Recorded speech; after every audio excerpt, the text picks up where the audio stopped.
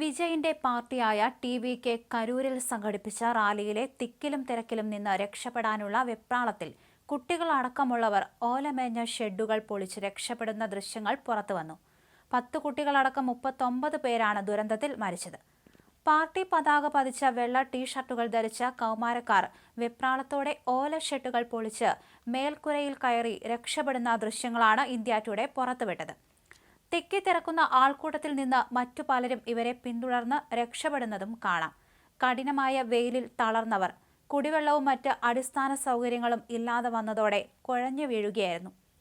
വെള്ളിയാഴ്ച ഉച്ചയോടെയാണ് സംഭവം നടന്നത്.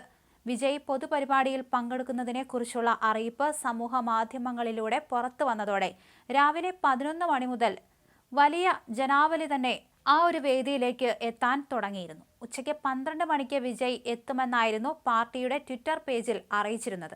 എന്നാൽ അദ്ദേഹം എത്താൻ 7 മണിക്കൂറിലധികം വൈകി. വൈകുന്നേരം 7:40ഓടെയാണ് റാലി വേദിയിലെത്തിയത്.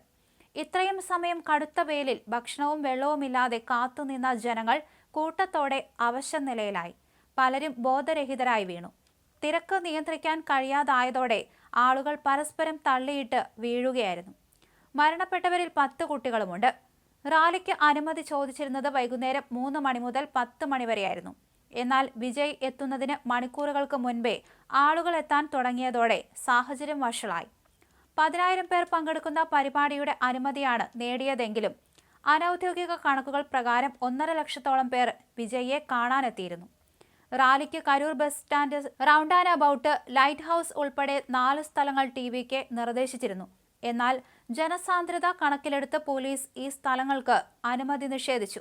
ഒടുവിൽ കരൂർ ഈറോഡ് റോഡിലെ വേലുസ്വാമിപുരത്ത് പോലീസ് യോഗത്തിന് അനുമതി നൽകി.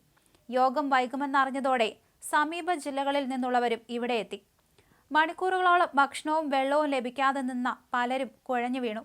സംഘാടകർ വെള്ളക്കുപ്പികൾ എത്തിച്ചിരുന്നുവെങ്കിലും തിരക്ക് കാരണം വിതരണം ചെയ്യാനായില്ല. വിജയ് വെള്ളക്കുപ്പികൾ ജനക്കൂട്ടത്തിലേക്ക് എറിഞ്ഞുകൊടുത്തപ്പോൾ ഇതെടുക്കാനായി ആളുകൾ തിരക്കിയതും ദുരന്തത്തിന് ആക്കം കൂട്ടി.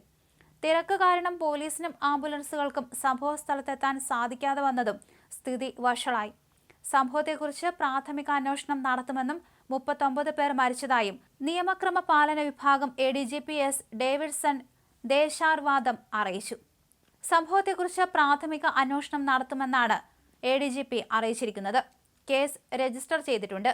വൻ ജനപങ്കാളിത്തം പ്രതീക്ഷിച്ചിട്ടും മതിയായ സുരക്ഷാ നടപടികൾ സ്വീകരിക്കാത്തത് ഗുരുതരമായ വീഴ്ചയായി വിലയിരുത്തപ്പെടുന്നുണ്ട്.